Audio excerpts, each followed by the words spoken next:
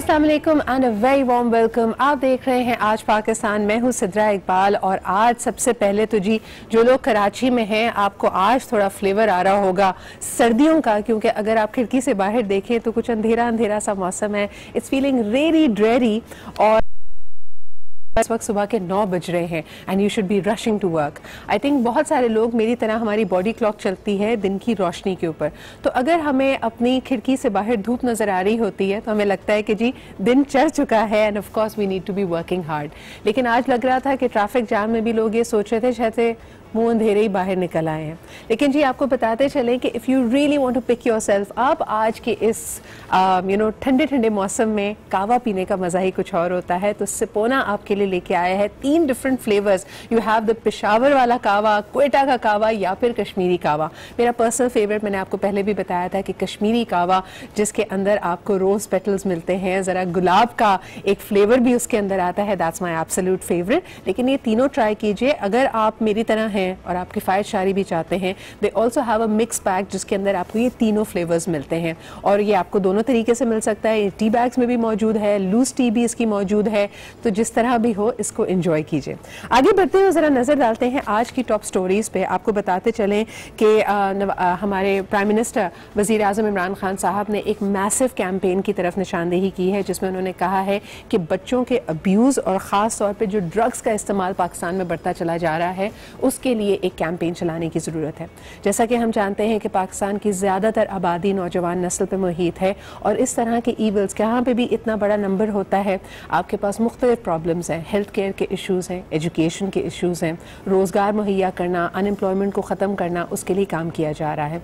लेकिन जब ये सिक्लिकली आप इसके बीच में होते हैं और हो सकता है कोई ऐसा वक्त आए जहाँ पे पीयर प्रेशर भी हो या फिर आप अपने आप को बहुत ही होपलेस महसूस करें, that is when you can fall prey to these evils, जहाँ पे आपके अब्यूज़ होने के चांसेस, आपको वरगलाया जाना, चाहे वो ड्रग्स की तरफ हो, ह्यूमन ट्रैफिकिंग की तरफ हो, इसके जो पॉसिबिलिटी है वो कई तरह से बढ़ जाती है। और पाकिस्तान में हम देखते हैं कि आए दिन हमारे पास ऐसे केसेस हैं, सिनारियोज़ हैं जहाँ पे बच्चों की अगवा का मामला, उनको हरासा करने का मामला, उनके ड्रग अब्यूज़ का मामला सामने आता है। So for all of this जहाँ हमें बतौर सोसाइटी एक फैमिली यूनिट के बच्चों पर नज़र रखने की ज़रूरत है, हमें ये भी एहसास होना चाहिए कि हमारे मोहल्ले में, हमारे शहर में हम चीज़ों को देखकर अनदेखा ना करें। कल ही हमारे फ्लोर पे बात हो रही थी, एक गेस्ट आई, उन्होंने कहा कि वैसे तो हमें पता है कि पूरे शहर में, पूरे मुल्क में शीशा बैंड है, लेकिन मुझे फिर भी नज़र आ रहा है कि कई ऐसे रेस्टोरेंट्स हैं जहाँ पे शीशा सर्व किया जाता है। I think that is when we need to take responsibility as adults. और बेशक अगर आप अनअटेंडेड यूथ को वहाँ पे देखें, टीनेजर्स को देखें, इस तरह की सर्विस को, इस तरह की प्रोडक्ट को इस्तेमाल करते हुए आप अपना रोल निभा सकते हैं। आई नो इसमें कई लोग हिचकिचाते हैं, झिझकते हैं कि भाई अगर कुछ कहेंगे लोग हमें ही कुछ कहने लग जाएं कि भाई आपका इससे क्या वास्ता है। लेकिन आई फील कि as responsible adults you should be playing your part. तो अगर आपकी नज़र से ऐसे कोई भी वाक़या गुजरे, please make sure that you do something about it. एक दफ़ा फिर जी मुझे बताया जा रहा है खिड़की से बाहर ज़रा एक नज़र देखिए, कराची में ये फिनोमेना हमें कम कम नज़र आता है। वैसे एक बड़ी अजीब सी बात यह है कि कल मेरे बहुत सारे दोस्त ऑनलाइन इस पर बात कर रहे थे कि सरकारी और प्राइवेट स्कूल्स लाहौर में एक दफ़ा फिर मौसम की पेश नज़र बंद कर दिए गए हैं। अब ये दोबारा री ओपन होंगे 12 तारीख को। तो बच्चे जो जी बहुत खुश हैं। और कल बड़ा इंटरेस्टिंग ये चीज़ लगी कि एक न्यूज़ चैनल ने इसको कवर ऐसे किया, उसके लोगों ने स्क्रीनशॉट्स ले लेके मुझे भेजे। उन्होंने कहा कि जी छुट्टियां बढ़ गई हैं दोबारा से और बच्चों ने नानी अम्मी के घर जाने का प्लान बना लिया है। आई डोंट नो व्हाई हम छुट्टियों को एसोसिएट करते हैं कि अम्मी ने मैके जाना होता है और उनके साथ बच्चे भी नानी के घर चले जाते हैं और घर वालों की मौज हो जाती है। ख़ास तौर पर जो मर्द हजरात है वो कहते हैं अच्छा भाई थोड़े दिनों के लिए जाओ, सुकून रहेगा। लेकिन बात यह है कि एक हफ्ते अगर बच्चे स्कूल नहीं जा रहे, पढ़ाई का नुकसान अपनी जगह है, तो कोशिश कीजिए कि बच्चे कुछ रूटीन में आएँ। बहुत ही लंबी छुट्टियां हो गई हैं, क्लाइमेट चेंज की वजह से तो सर्दी भी बेपनाह पड़ी है। लेकिन साथ साथ अगर आप घर में मौजूद हैं तो बहुत कोशिश कीजिए कि कोई रूटीन आए, पूरा दिन कार्टून नेटवर्क, नेटफ्लिक्स या फिर यूट्यूब ना चलता रहे। आप कोई ना कोई आवर ऐसा निकालें जिसके अंदर बच्चे पढ़ाई कर सकें या कोई उनकी प्रोडक्टिव एक्टिविटी हो। बहरहाल जी पेरेंट्स के लिए अभी ख़ास तौर पर पूरे पंजाब में अगर बात की जाए तो 7 तारीख से यानी इस हफ्ते भी हम देख रहे हैं कि छुट्टियां हैं, 12 तारीख को स्कूल्स रिज्यूम करेंगे। कुछ प्राइवेट स्कूल्स हो सकता है अभी भी खुले हों, लेकिन हो सकता है इसकी वजह से मुश्किल बढ़ जाए। अच्छा जी, गला मेरा अभी भी ख़राब है और उसके लिए बहुत माजरत, लेकिन तभी मैं रिक्वेस्ट करूंगी अपनी टीम से कि ये जो इतने ज़बरदस्त यहाँ पे सिपोना के कावे पड़े हुए हैं, इसमें से मेरे लिए एक कश्मीरी कावा आ जाए। आप लीजिए एक छोटा सा break, will be right back.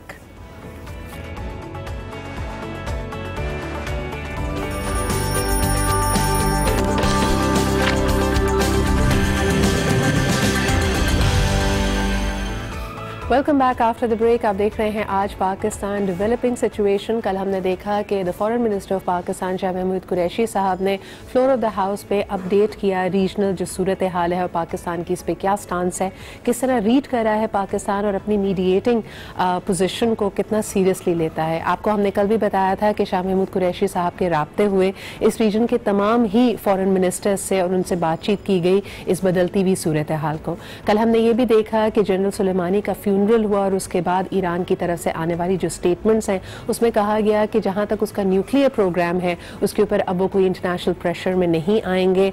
Uranium का जखीरा करना, उसको इनरिच करना, इसके ऊपर अब वो कोई मामलात को नहीं देंगे। और वंस अगेन यही बात की जा रही है कि इस अटैक का बदला लिया जाएगा ईरान की तरफ से।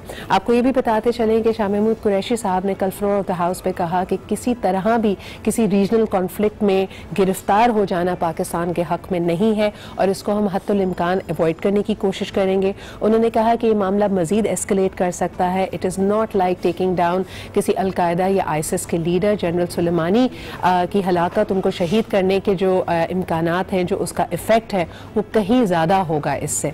और सबसे बढ़कर ये कि ये इसमें इजराइल भी इन्वॉल्व हो सकता है और सूरत हाल मजीद बिगड़ सकती है। पाकिस्तान के लिए ख़ास तौर पर अगर ये जंग इस खत्ते में आती है तो फिर एक दफ़ा फिर हमारा जो फोकस है इक़्तिसादी सूरत हाल पे उससे हम अलग हो जाएंगे और एक दफ़ा फिर हम सर्वाइवल और एक वॉर लाइक सिचुएशन में गिरफ्तार होंगे। उन्होंने कल फ्लोर ऑफ द हाउस क्या कहा, आइए उनकी स्पीच में से कुछ की स्टेटमेंट्स आपको सुनवाते हैं। पाकिस्तान समझता है कि यूज ऑफ फोर्स मसले का हल नहीं है। यूज ऑफ फोर्स से मामलात बिगड़ सकते हैं, सुलझ नहीं सकते। ये खित्ता किसी नई जंग का मुतहम्मिल नहीं हो सकता। उसके भयानक असरात होंगे, डिजास्टर्स होगा इस रीजन के लिए। जब आग लगेगी तो हम उसके सेक से और उसकी गरमाइश से बच नहीं पाएंगे।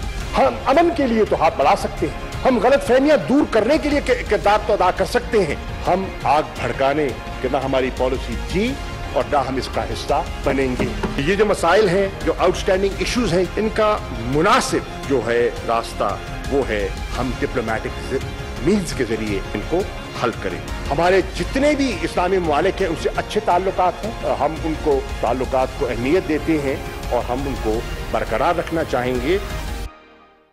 जी, आप सुन रहे थे कि डिप्लोमेटिक कॉरिडोर्स का इस्तेमाल किया जाएगा। ये किस तरह मुमकिन होगा, पाकिस्तान का क्या किरदार हो सकता है और हमारे लिए इस वक्त क्या अलार्म बेल्स बज रहे हैं, इस पर बात करने के लिए आज हमने एक दफ़ा फिर अपने स्टूडियो में दावत दी है एम्बेसडर जमील अहमद साहब को। अस्सलाम वालेकुम जमील साहब, thank you very much for being here. कल आपसे सरसरी गुफ्तगू तो हुई, कल से लेके अभी तक और शाह महमूद साहब की इस ब्रीफिंग में आप क्या डेवलपमेंट्स देखते हैं? How do you think, where do you think the situation is moving towards? Situation obviously is exponentially serious. वो तो खैर तमाम तजिया नगार यही कह रहे हैं, लेकिन अभी देख रहे हैं कि डेवलपमेंट क्या हो रही है।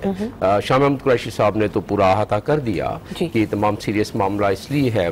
पहले मामलात से भी उन्होंने उसामा बिन लादेन का भी तस्करा किया, उन्होंने बगदादी का भी तस्करा किया और मैं उसमें दो और जोड़ देता हूँ, ये गल्फ वार से भी ज़्यादा सीरियस है और यकीनन ये ईरान इराक वार से भी ज़्यादा सीरियस है। खित्ते की मैं बात कर रहा हूँ। इसकी आप क्या वजूहात देखते हैं? आप समझते हैं कि Iran of 2020 is very different, उनके रिजॉल्व में, उनके स्टांस में बड़ी, क्योंकि अब रिजिडिटी है, लचक बिल्कुल नहीं है, या वो अपने आप को ज़्यादा मुस्तहकम पाते, इसको इतना सीरियस क्यों गर्दाना जा रहा है? नहीं, ईरान की अगर लचक को देखा जाए तो मैं मिसाल दूंगा आपको, जो न्यूक्लियर डील उनकी 2015 की है, जितनी ज़्यादा लचक का उन्होंने जब न्यूक्लियर डील ख़त्म की ओबामा ने पिछले बरस, तो उस वक्त ईरान ने बड़ा रिस्ट्रेन दिखलाया। उस वक्त भी वो वॉकआउट कर सकता था इंटरनेशनल कानून के मुताबिक, क्योंकि जब एक एग्रीमेंट हुआ उसमें P5+1 का जब एक पूरा एक मुआहदा था और इंटरनेशनल एग्रीमेंट से वो मुआहदा अगर कोई तोड़ के चला जाता है तो दूसरे फरीक को हक है कि वो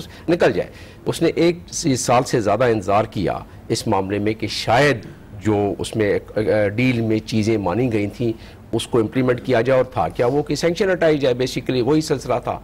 इनफैक्ट जो यूरोपियन कंट्रीज खास तौर पे जर्मनी और P5 में से अमेरिका को निकाल के बाकी तमाम कंट्री उसको कन्विंस करते रहे, इसलिए उनका कि ठीक है जी आप इस मामले को हल करा दें, हम इसको आपकी बात मान लेते हैं। ऐसा नहीं हुआ, ये ट्रिगर पॉइंट आ गया ना जनरल सुलेमानी का। जनरल कासिम सुलेमानी दरअसल जाहिर है उनकी अहमियत से कल आपने देख ही लिया जो फ्यूनरल था, जब आयतुल्लाह रूहुल्लाह खमैनी के बाद पहली मर्तबा ईरान के तमाम शहरों में बड़े बड़े जुलूस, उस फ्यूनरल जुलूस निकाले गए, और ख़ास तौर पे जो लीड किया फ्यूनरल जुलूस को वो खुद सुप्रीम लीडर ने किया।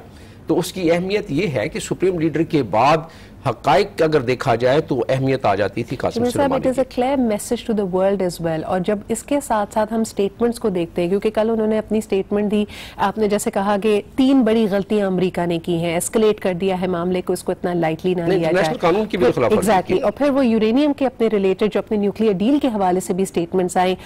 आपके ख्याल में व्हाट इज ईरान थिंकिंग? क्योंकि कल शाह महमूद कुरैशी साहब ने फ्लोर ऑफ द हाउस भी यही कहा कि जो उनकी ट्रेडिशनल विजडम है, जो रिस्ट्रेंट है, उससे हम उम्मीद करते हैं कि ईरान काम ले।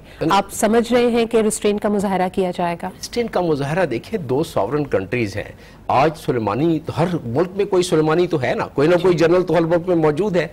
वो जनरल उस मुल्क के लिए हीरो है, किसी और मुल्क के लिए शायद हीरो ना हो। इसका मतलब ये हुआ कि कल इंडिया जो है सिक्किम भूटान के जनरल को समझे कि भाई वो तो उनके मुखालिफ है तो वो भूटान गिरा दे, तो इंटरनेशनल फिर तो जंगल का कानून बन जाएगा ना, फिर इंटरनेशनल कानून तो कोई रहा नहीं, जो ताकतवर है वही करेगा। तो ये वही बात हुई है इस वक्त, और इसमें बहुत सारे दुनिया के तजिया निगार और इदारे ये बात महसूस कर रहे हैं जो मैं आपसे बात कर रहा हूँ। अब रहा सवाल कि यूनाइटेड नेशंस के चार्टर के मुताबिक, चैप्टर 2 के मुताबिक सीधी सी बात है कि सॉवरेनिटी, इंटेग्रिटी इराक की इफेक्ट हुई है, और किसी दूसरे मुल्क का जनरल जो वहां इनवाइट हुआ था, वहां के प्राइम मिनिस्टर ने उसको इनवाइट किया था, और जिस तरह की रिपोर्ट सामने आई है कि वो सऊदी अरब के साथ तो कशीदगी को थोड़ा कम किया जाए उस सिलसिले में, और उसे ड्रोन के जरिए। अब रहा सवाल कि ऐसा हुआ क्यों? देखिए, कासिम सुलेमानी ने जितनी अमेरिका की मदद की है किसी ने भी नहीं मदद की है। अब वो कैसे? वो इस तरह के जब ISIS के खिलाफ ऑपरेशन हो रहा था तो अमेरिका ने बहुत ज्यादा रिलाई किया हुआ था कासिम सुलेमानी और बैटल हार्डन फोर्स थी जिन्होंने एक्चुअली यानी उसको पीछे जाने पे मजबूर किया था ISIS को। जितनी कामयाबी थी ऑन द ग्राउंड तो यही फोर्स लड़ रही थी वहां पे। अब ट्रम्प साहब के जहन में क्या चल रहा था? इल्जाम ये है कि there was an imminent threat. तो अमेरिका के जो लोग हैं, जो वहां के थिंक टैंक हैं, वहां को मैं मॉनिटर करके आ रहा हूं, वो भी कह रहे हैं कि भाई ये इमिनेंट तो बताओ, कुछ शेयर करो, कांग्रेस से शेयर करो। आई एम सॉरी, ये इमिनेंट थ्रेट का कोई हमें बैकग्राउंड ही नहीं मिलता। अफगानिस्तान की दफा भी यही कहा था, इराक में वेपन्स ऑफ मास डिस्ट्रक्शन आपको मिले नहीं, तब भी यही कहा गया था। What is this imminent threat? So you have to go back into the history. Why this mindset of Trump? Trump means White House. White House and also a team of people around, not only White House, even in the Congress there are people of that bent of mind. तो ऐसा है क्यों? मैं आपको चंद जुमलों में थोड़ी सी history की तरफ ले जाता हूं ताकि कनेक्ट करके हम इस नतीजे पर पहुंचने की कोशिश की जाए कि एक आदमी आउट ऑफ माइंड तो नहीं हो सकता कि इतने बड़े फैसले, सदर है एक मुल्क का, तो इतने बड़े बड़े फैसले कर ले इस तरह। होता यह है कि इजराइल के फैक्टर को आप निकाल नहीं सकते इससे। इनफैक्ट मेरे लिहाज से मरकजी फैक्टर वही है। अब मैं आ जाता हूँ 1897 में पहली मरतबा एक मीटिंग हुई थी स्विट्ज़रलैंड में जिसमें ज़ायोनिज़्म की बुनियाद रखी गई थी। उसके बाद बतदरीज ये तहरीक और ये मूवमेंट बढ़ती गई। इस वक्त अमेरिका में जितने भी सब कमेटीज़ हैं कांग्रेस में, उसमें 85% सब कमेटीज़ आर हेडेड बाय उनके इन्फ्लुएंस के, यानी कि जूस हैं उसमें या उसके। अच्छा, जो पॉलिसी बनती है या जो डिसीजंस होते हैं व्हाइट हाउस वगैरह में, उस पर वो इन्फ्लुएंस होता है। एक अब रहा ये क्यों ऐसा है? देखिए, ईरान को ही इजराइल कहता है कि एक वाहिद मुल्क है जो कि हमें थ्रेट करता रहता है और कहता है हम तुम्हें सफा हस्ती से मिटा देंगे, और एक कल भी ये बयान आया है इजराइल की तरफ से। तो इजराइल ईरान को ही एक वो दुश्मन समझता है इस वक्त। हालांकि उसके पीछे और भी बहुत मोहरक़ात हैं, मैं उस टॉपिक पर भी नहीं आता कि पाकिस्तान इस मामले में इजराइल की नज़र में क्या है, वो बाद में अगर आप पूछेंगे तो मैं उस पर भी तबसरा कर दूंगा। लेकिन ईरान जो है वो सबसे बड़ा नंबर 1 दुश्मन। और इस पे एक इमिनेंट थ्रेट की जहां बात की जा रही है, इमिनेंट थ्रेट टू इजराइल, ये आपकी इंटरप्रिटेशन है, that is what is at the background of it? That is one of the imminent threats. लेकिन जो ट्रंप ने इंडिया दिया है अपने कौम को, क्योंकि इलेक्शन ईयर भी है ना, तो ट्रंप ने इंडिया दिया है अमेरिकन कौम को कि नहीं, वो कोई ना कोई ऐसी हरकत करने वाला था जिसमें कि वहां हमारी जो फोर्स है उस इलाके में, उस फोर्स के कुछ लोग, कुछ अफराद या कुछ इंस्टॉलेशन। इस दफा एम्बेसडर जमील साहब, जो एक नजर आ रहा है कि जो तनकीद इंटरनली भी की जा रही है, देखें जहां पे भी सोचने समझने वाले तबके हर माशरे में होते हैं, अमेरिकन सोसाइटी में भी लोग कह रहे हैं कि अगर एक और जंग की तरफ दुनिया को और खासतौर पे अमेरिका को झोंका गया तो ये वो तमाम पैसा है जो शायद फ्री हेल्थ केयर की तरफ जा सकता है, उनकी एजुकेशन को बेहतर बना सकता है और दूसरे प्रोडक्टिव कामों पे किया जा सकता है। इस वक्त किस तरह, again going back to Shah Mahmood Qureshi साहब के अपने अल्फाज, उन्होंने कहा कि सिचुएशन इस वक्त बहुत फ्रैजिल, फ्लूइड है, खासतौर पे अगर मिडल ईस्ट की बात की जाए, और हम उम्मीद यही करते हैं कि बेटर सेंस विल प्रिवेल। बहुत बहुत शुक्रिया ambassador Jamil for being here with us. एक ब्रेक की तरफ बढ़ते जी, will be right back, keep watching आज पाकिस्तान।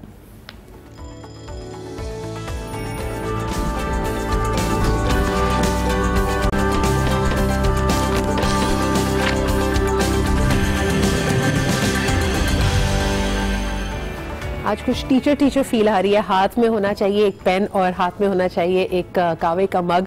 भाई इतनी सर्दी है, यू हैव टू हैव, ना सिर्फ के गर्म बेवरेज आपके पास होना चाहिए, लेकिन हाथ में लेने से ही वैसे आधी सर्दी चली जाती है। So again, if you haven't tried it already, सिपोना के 3 फ्लेवर्स हैं जी, पेशावरी कावा, क्वेटा का कावा और इसके साथ साथ आपके पास है कश्मीरी कावा जो मैं पी रही हूँ।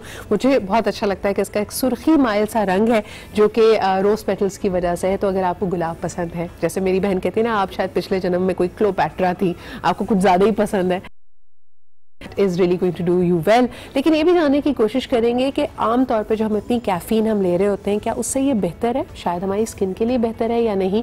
And of course we have the skin expert, our resident dermatologist doctor Khurram Musheer with us. अस्सलाम वालेकुम, क्या हाल चाल है? कौन सा कावा लेंगे, पेशावर, क्वेटा, कश्मीर? तीनों का कॉम्बिनेशन होता है। तीनों का कॉम्बिनेशन, थोड़ा तीनों ऐसा करें, तीनों टी बैग्स एक उसके अंदर डाल के इनको दे। बाकी एक नई इनोवेशन हो गई है ना, देखे। मुझे ये बताएं, आज हमने सोचा है जो टॉपिक हम डिस्कस कर रहे हैं, खवातीन भी और मर्द हजरात भी इससे बहुत ज्यादा परेशान रहते हैं, यानी वॉट्स के एज जैसे जैसे बढ़ती है, पहले आपका हो सकता है कि कोई एक स्किन टैग छोटा सा हो, फिर वो बड़ा सा वॉट या फिर मस्सा बन जाता है। और उसके लिए डॉक्टर खुर्रम, मैंने हर तरह की अजीब सी मिथ सुनी है। लोग कहते हैं कि जी एक बाल ले, बाल से उसको गिट्ठा बांध ले, वो खुद ही गिर जाएगा, झड़ जाएगा। ये सब करना जरूरी है या कोई और आसान तरीका है इसका? लेजर बड़ा अच्छा हमने टॉपिक किया। जो मस्से होते हैं ये एक वायरल इन्फेक्शन होता है, और अगर आप उसको निकालें नहीं तो 1 से 2, 2 से 3 ये मल्टीप्लाई करते हैं। अच्छा, अलग चीज है जो तिल के लाते हैं। स्किन टैग्स एक होता है कि पेडंक्यूलेटेड होता है, हल्का सा छोटा सा उभरा हुआ होता है। ठीक है। इसी तरह अगर कोई मेलानोमा है, ठीक है, उसका कलर चेंज होता है, पेनफुल होता है। अच्छा, ये वॉट बड़ी कॉमन सी चीज है, एक से दूसरे को लगता है। अगर लग भी जाता है, दिस इज कंटेजियस है, बिल्कुल। अच्छा, एक तो अपने अंदर ही आपकी बॉडी में फैलता है, फिर ये कंटेजियस है। अगर आप किसी बच्चे को लेके गोद में प्यार करें, उसको लग सकता है, ठीक है। अगर बहुत सारे लड़के लड़कियां हॉस्टल में रहते हैं, तो अगर आपने किसी का टॉवल इस्तेमाल किया तो घर में भी फिर ये तो एहतियात करनी चाहिए। अगर बहन भाई हैं, दूसरे फैमिली मेंबर्स हैं, तो अपनी चीजें आप अलग रखें। ब्रश से लग सकता है, ठीक है, टॉवल से लगता है, गिलाफ से लग सकता है, पिलो कवर से लग सकता है, ठीक है। और एक से दूसरे से अगर आप कपड़े कभी आपने शेयर कर लिए, उससे लग जाता है, ठीक है। अच्छा, लोग, मैं बड़ा हैरान, एक बड़ी एजुकेटेड खातून, एक बहुत अच्छे इंस्टीट्यूशन में टीचर, उनको मस्सा था और उनका बड़ा इन्फेक्टेड हो गया था। तो मैंने उनको कहा, आपने ये क्या किया है? उनका मैंने घोड़े का बाल लगाया था। तो मैंने कहा ये तो बड़ा खतरनाक है। पहला सवाल तो मेरा ये है, घोड़े का बाल मिलता कहाँ से है लोगों को? पहले तो ये बताइए मुझे। बड़ा ही बहुत अच्छी क्वालिटी के घोड़े का बाल है।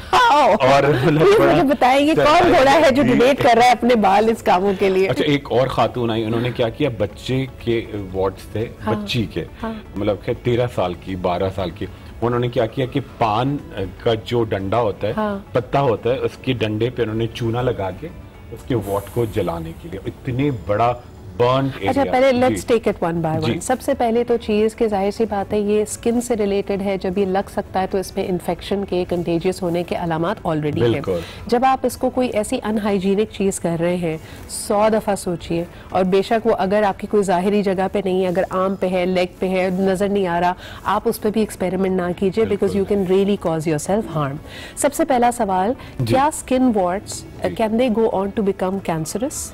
बिल्कुल भी नहीं, बिल्कुल भी नहीं। बहुत सिंपल सा है। इन्फेक्शियस हो सकते हैं, जैसे वायरल तो होते हैं, बैक्टीरियल हो सकता है अगर आप उसको बार बार, जैसे शेविंग एरिया में अगर मर्दों की, और बार बार, अच्छा ये लोग करते हैं नाई से कहते हैं जी मैं पेन बर्दाश्त कर लूंगा, आप उस तरह से निकाल दो, ठीक है, चीरा लगा दो, ठीक है। अच्छा, खवातीन जो होते हैं उनके यहाँ पे थोड़ा बड़ी एज में ज्यादातर ये जो नेकलेस एरिया है जहाँ पे हार पहनती हैं, तो वहां पे फ्रिक्शन की वजह से बार बार आपकी ब्लीडिंग होती है, तो क्या करती हैं, अरे थोड़ा ब्लीडिंग होती है कोई बात नहीं, सर्जरी से मुझे डर लगता है तो मैं ये करती हूँ कि ऊपर से कोई क्रीम लगा लेती हूँ, ठीक है। वो बार बार लगा, फ्रिक्शन होने से उसमें इतना बड़ा बॉइल्स बन जाते हैं। अच्छा, जो ये इस तरह के भी आपने चूने की बात की, जो हर तरह की इस तरह की रेमेडी नेचुरल या हर्बल कह के बेची जाती है आपको, लेकिन उसके अंदर भी स्टेरॉइड्स हो सकते हैं। आजकल चूना, इस तरह की चीजें आपको असली मिल रही है, नहीं मिल रही, इसकी कोई गारंटी नहीं है। तो जो जलाने का, एक तो पहले let's look at the theory ना, कि थ्योरी ये है कि जब घोड़े का बाल या कोई करते हैं कि उसका ब्लड सप्लाई रोक दे, वो सूख जाएगा और झड़ जाएगा, क्या ये सही है थ्योरी? बिल्कुल गलत, बिल्कुल गलत है। और वो होता है कि आपका जब आप घोड़े का बाल बांधते हैं तो डेफिनेटली आपकी इंटरनली ब्लड से भी उसका कांटेक्ट हो सकता है, और इवेंचुअली आपको हेपेटाइटिस जैसी चीजें, जैसे अगर आप उस तरह से निकालते हैं, ठीक है, अगर वो इन्फेक्टेड है थोड़ा सा भी रेजर, ठीक है, या बाल, तो आपकी पूरी बॉडी में वो शामिल हो जाएगा, आपको हेपेटाइटिस हो सकता है। नहीं, लेकिन अच्छा, दूसरा एक तो उसको सुखाने का अमल था, अब दूसरे पे आ जाते हैं जो सर्जिकली, यानी ये अपनी सर्जरी है, ये खुद ही रिमूवर है। इसमें सबसे पहले ब्लीडिंग बहुत होगी, और आपने जो उसको, जैसे हम अक्सर कहते हैं ना, अगर आप ब्लैक हेड भी देखें तो वो स्किन के अंदर कितना डीप होता है। जो ऊपर से रिमूव किया गया है, क्या वॉट पूरा निकल गया है? बिल्कुल नहीं निकला ना, उसकी जड़ ऑलरेडी मौजूद है। मेन चीज यही है कि अगर आप वॉट होता है तो उसकी अगर आप रूट्स नहीं निकालेंगे तो वो और ग्रो करेगा। जैसे अगर एक दरख्त को आप ऊपर से, और ऊपर से आप उसको बैक्टीरिया और वायरस के लिए खोला अलग कर रहे हैं, अलग खोला कर रहे हैं, और अंदर वो ग्रो कर रहा है, और वो उसकी रूट्स इतनी डीप रूटेड हो जाएगा कि वो 1 से 2, 2 से 3, 3 से 4 आपकी बॉडी में ग्रो करेगा, फिर साइज में बड़ा हो जाएगा। ठीक है। अच्छा, अब ये 2 तरीके थे। तीसरा तरीका जो उसको जलाने का अमल होता है कि हम कोई भी ऐसी चीज, कोई ऐसी दवा या चूना लगाएंगे तो वो वहीं बर्न हो जाए, ये भी सही नहीं है? बिल्कुल गलत। और एक और थर्ड बड़ा कॉमन है, लोग क्या करते हैं, थोड़ा सा उन्होंने हल्का सा एक फॉर्म लिया अल्कोहल का, ठीक है, स्ट्रॉन्ग वाला, और कॉटन बड में लगा के वो समझते हैं कि मैं इसको जला दूंगा, एसिड की तरह, जैसे TCA होता है, जिससे आप पीलिंग करते हैं फेस पे, मगर वो एक माइल्ड कॉन्सेंट्रेशन होती है, 2%, 4%, 8%, ये 100% डिस्पेंस करा के, और लोग कॉटन बड में लगा के, जैसे कान वाइप ऑफ करते हैं वहां पे लगाते हैं, उससे पूरे बर्न्स हो जाते हैं। अच्छा, रूट फिर भी नहीं जाती, ऊपर की लेयर आपकी उड़ जाती है। ये तीनों तरीके गलत हैं, जिससे आप उसका ब्लड सप्लाई रोक रहे हैं, चीरा लगा रहे हैं, या फिर उसको जलाने की कोशिश कर रहे हैं।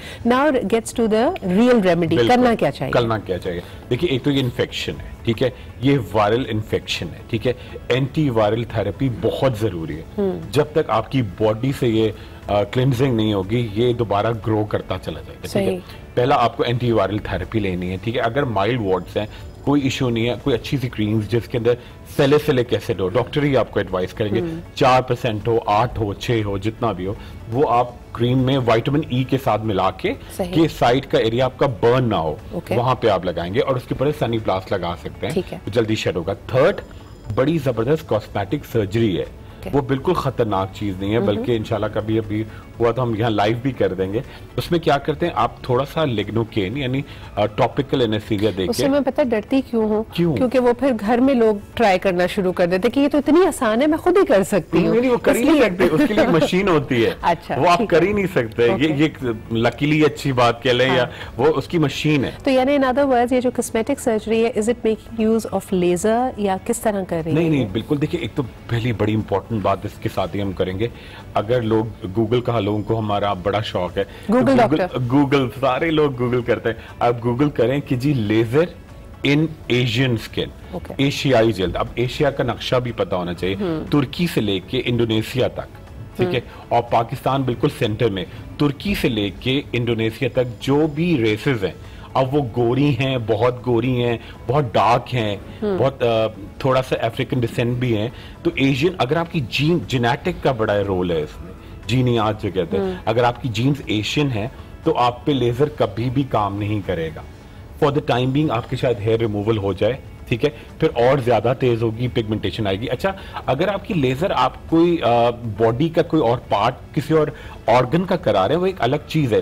स्किन एक ऑर्गन है, लोग समझते हैं कि लार्जेस्ट ऑर्गन, हाँ लार्जेस्ट ऑर्गन है, लोग समझते हैं कि जी दिल एक ऑर्गन है, फेफड़ा एक ऑर्गन है, जिगर एक ऑर्गन है, मगर ये तो छिलका है, ये तो कोई इशू नहीं है, ये तो कुछ भी कर लो। तो लेजर से आपकी बिल्कुल पड़ेंगे, laser in Asian skin, no matter हम लोग कितने गोरे हैं, कितने सांवले हैं, कितने काले हैं, तो उससे पिगमेंटेशन आती है, ठीक है। आप लेजर नहीं, ये इलेक्ट्रोकॉटरी बड़ा जबरदस्त प्रोसीजर है, वेरी माइल्ड, वेरी इफेक्टिव, और उसमें क्या होती है, क्रॉप्स होती है। अच्छा, वैसे इससे मुझे जहन में आ रहा है, आप बिल्कुल सही कह रहे हैं, तीसरा ऑप्शन आपके पास ये है कि कॉस्मेटिक इलेक्ट्रो सर्जरी, आप इलेक्ट्रोकॉटरी सर्जरी आप करवा सकते हैं। Please go to a doctor. ये आज ये प्रोग्राम करने का असल मकसद ये था कि प्लीज घर में ये एक्सपेरिमेंट्स ना करें। ये जो किसी ने कही कहाई बातों पे कि जी इस पे ये वाला बाल बांध लें और फलाना चूना लगा लें, बिल्कुल मत लगाएं, सिर्फ आपकी अकल को चूना लग रहा है और इसके अलावा कुछ नहीं हो रहा।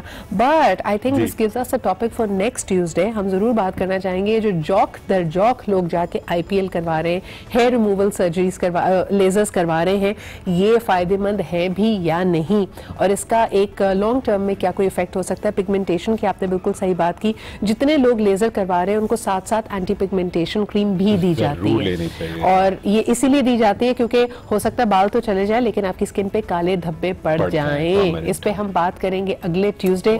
Thank you so much for being here, और आपका वो इनोवेटिव कावा हम आपको पिलाते हैं ब्रेक में। मैं तो जी ये कश्मीरी कावा ही पी रही हूँ, आप जरूर ट्राई कीजिएगा। एक छोटा सा ब्रेक लेते हैं, विल बी राइट बैक।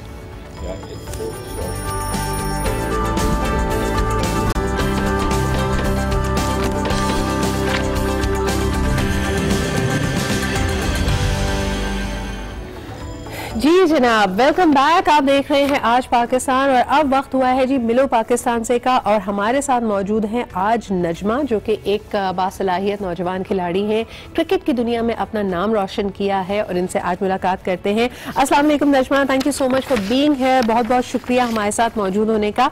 आपने माशाल्लाह से पाकिस्तान विमेन क्रिकेट टीम के साथ 20 बॉल विमेन टीम के हिस्सा लिया है, और आपका ताल्लुक चूंकि पंजाब के एक छोटे से शहर से। सबसे पहले ये बताइए कि शौक कैसे पैदा हुआ क्रिकेट का, कौन आपको मेंटोर मिला, किसने आपको गाइड किया towards this journey of yours? देखिए सिदरा, मेरा जो ताल्लुक से है तजवाना मोज़ा, वहाँ से हम निकल के जब बुरे वाला सिटी में आए हैं। ये सिटी भी कोई लाहौर जैसी सिटी नहीं थी, यहाँ पे भी काफ़ी लैक ऑफ स्टडी थी। तो यहाँ पे स्टडी के साथ जब मैंने भाई मेरे गेम करते थे क्रिकेट, तो उनके साथ खेलना स्टार्ट किया, तो फिर मुझे भी शौक़ पैदा हो गया। लेकिन दुनिया वाले बातें करते थे, मुंडा भी खेलता है, कुड़ी ने भी खेलना शुरू कर दिया है। तो इस तरह की काफ़ी बातें सुनने को मिली। फिर यहाँ से काफ़ी ऐसे टॉन्ट मिले कि दिल को लगते थे, लेकिन मैंने अपनी इस चीज़ को छोड़ा नहीं, मैंने कंटिन्यू रखा, और फैमिली ने भी काफ़ी सपोर्ट किया। इसी तरह भाई जब साथ थे तो फादर ने कभी कुछ बोला नहीं था। एक दफ़ा ऐसे ही गांव में न्यूज़पेपर चला गया, जिसमें मैंने मुल्तान रीजन को रिप्रेजेंट किया, मेरी सिलेक्शन हुई तो नाम आया मेरा। तो जब हम वहाँ पे न्यूज़पेपर पहुँचा तो जी पता चला बाबा को कि इधर जी ऐसी बातें हो रही हैं कि हुण पहले मुंडा खेड़दा सी, हुण कुड़ी खेड़न लग गई है। तो कहते हो अब जी बाबा को काफ़ी बातें सुनने को मिली। तो उसके बाद से फिर बाबा ने घर पे आके एक दफ़ा तो मतलब काफ़ी भाई को भी बोला, तुमने उसको भी लगा दिया। लेकिन जब बाबा ने देखा कि हाँ जी भाई साथ चल रहे हैं, मतलब होता है ना कि बहनों के साथ अक्सर भाई नहीं देते इन चीज़ों में कि बाहर नहीं निकलना, ये नहीं करना, वो नहीं करना, लेकिन मुझे मेरे भाई ने बहुत ज़्यादा सपोर्ट की। उसकी सपोर्ट की चीज़ को देख के बाबा ने भी मुझे इजाज़त दी। आई थिंक ये बड़ा इंपॉर्टेंट पॉइंट है यहाँ पे नजमा, जो आपने हाईलाइट किया। बात करते हैं कि आपके वालिद आपको सपोर्ट कर रहे हैं, और भाइयों के लिए अक्सर बहनों की सपोर्ट होती है कि भाई कोई काम कर रहा है तो रात रात बहनें साथ जाग रही हैं, दुआएं कर रही हैं, चाय की ज़रूरत है चाय बना कर दे रही हैं। लेकिन इस तरह जैसे आपके भाई ने आपको सपोर्ट किया है, I think we need more brothers like that. एक और सवाल आपसे करना चाहूंगी। आमतौर पर हम देखते हैं कि पाकिस्तान में क्रिकेट का बहुत रुझान है, लोगों को क्रिकेट बहुत पसंद है, बेसबॉल इतनी ज़्यादा पॉपुलर नहीं है, बल्कि अक्सर लोगों को तो बेसबॉल के कवानीन भी नहीं पता। तो आपका इंटरेस्ट इन दोनों स्पोर्ट्स में कैसे हुआ और ये आप इन दोनों को साथ लेकर कैसे चलती हैं? ज़रा मैंने अल्हम्दुलिल्लाह काफ़ी ज़्यादा गेम्स खेली हुई हैं, जैसे कि बैडमिंटन, वॉली, नेटबॉल, हैंडबॉल। तो इस तरह मैंने क्रिकेट जो मेरी एक मेन गेम रही है स्टार्टिंग से, बेसबॉल मैंने खेली है। जब मैंने स्कूल लेवल पे स्टार्ट किया बैडमिंटन, तो उससे फिर कंटिन्यू मैंने वहाँ पे भी गोल्ड मेडल जीता। उसके बाद मेरा और इंटरेस्ट बढ़ा। उसके बाद मैं जब कॉलेज में गई तो वहाँ भी मैंने और गेम्स की देखी कि यार ये गेम्स भी होती हैं, जैसे कि वॉली हो गया। नेटबॉल मैंने लाइफ में पहली दफ़ा खेला था, उसमें मैंने गोल्ड जीता है। फिर मैंने हैंडबॉल खेला, उसमें भी मैंने पहली दफ़ा देखा कि यार ये गेम कैसी है, काफ़ी इंटरेस्टिंग लगी, तो वो भी खेली, तो उसमें भी मैंने गोल्ड जीता है। फिर उसके बाद मैंने रिप्रेजेंट किया पंजाब को नेटबॉल में। उसके अलावा मैंने बेसबॉल को रिप्रेजेंट किया। पहले मैंने ऑल इंडिया पाकिस्तान जो इंटरवर्सिटीज़ होती हैं वो खेली, उसमें हम गोल्ड हुए। उसके बाद फिर सिलेक्शन हुई मेरी HEC की, HEC को मैंने रिप्रेजेंट किया, जिसमें हमारी नेशनल्स होती है। HEC में हम ब्राउन्स हुए।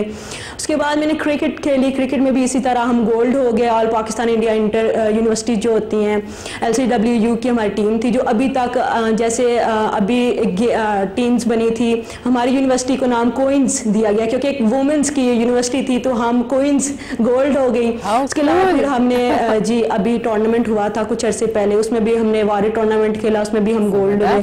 काफी ज्यादा यूनिवर्सिटी ने पार्टिसिपेट किया था। माशाल्लाह, this is such a long list. Najma, बताइए कि यहाँ पे 2 इश्यूज को तुमने हाईलाइट किया है। सबसे पहले आपने कहा कि जब आपने गेम खेलना शुरू किया, एथलेटिक अपने इस जर्नी का आगाज किया, तो बहुत ज्यादा टॉन्ट्स भी लोगों के सुनने को मिले, और फिर ऑफ कोर्स आपकी ये स्टेलर जर्नी जिसके अंदर हर गेम जिसमें इंटरेस्ट था, यंग हो, एथलेटिक हो, जिसमें इंटरेस्ट आया उसको ट्राई किया, और अल्हम्दुलिल्लाह यू हैव बीन एक विनिंग स्ट्रीक चल रही है। क्या पैगाम देना चाहोगी जूनियर विमेन प्लेयर्स को जो आपके जैसे मराहिल से गुजर रही हैं? हो सकता है लोगों की बात सुन के कभी कभी उनका हौसला टूटता भी हो, दिल बर्दाश्ता भी होती हो, उनको क्या पैगाम देना चाहोगी, और खासतौर पर उनके वालिदैन को क्या कहना चाहोगी? जी सिद्रा, अभी मैं थोड़े दिन पहले रिसेंट मैं चाइना गई थी बेसबॉल खेलने के लिए, एज एन नायब कप्तान थी वहाँ पे मैं। तो पाकिस्तान ने पहले भी एक दफ़ा किया था पार्टिसिपेट, लेकिन हर दफ़ा ये कि कोशिश अच्छा, भी काफ़ी कुछ हमें सीखने को मिला है, और काफ़ी कुछ देखने को मिला है कि किस तरह हम बाकी टीम्स को बीट कर सकते हैं। नए नए कोचेज़ कैसे मतलब आपको ट्रेनिंग करवाते हैं, ट्रेनिंग का बड़ा एफर्ट पड़ता है उस पर, कि इस तरह का कि आपको बहुत कुछ वहाँ पे सीखने को मिलता है। वो कंट्रीज़ अपनी इस गेम को लेके बहुत आगे हैं, लेकिन हम भी कुछ कम नहीं है, हमने अपना बेस्ट दिया है और इंशाल्लाह आगे भी देते रहेंगे। आज न्यूज़ से मैं यही मैसेज देना चाहती हूँ, जितने भी पाकिस्तान के लोग हैं, वालिदैन हैं, लड़कियों के लिए ख़ास तौर पे, कि अपनी बेटियों पे यकीन रखें, उनको बाहर आने, जिस तरह आप स्टडी में उनकी हेल्प करते हैं, मैट्रिक के बाद अगर आप उनको FA करवाते हैं, BA करवाते हैं, BS ऑनर करवाते हैं, इस तरह आप उनको गेम्स में भी उनकी हेल्प करें, उनको आगे लेके जाएं। I think this is a great message, and if we have mentors like you, आपके जैसे रोशन सितारे, रोशन मिसालें अगर मौजूद होंगी तो यकीनन दूसरी लड़कियों का भी हौसला बनेगा कि they should move forward। अच्छा जी, आखिर में यही कहना चाहेंगे, एक ब्रेक की तरफ हम तो बढ़ रहे हैं, लेकिन नजमा और इनके जैसे जितने भी स्टार एथलीट्स होते हैं, ये एक तरह से आपको ये मैसेज भी देते हैं कि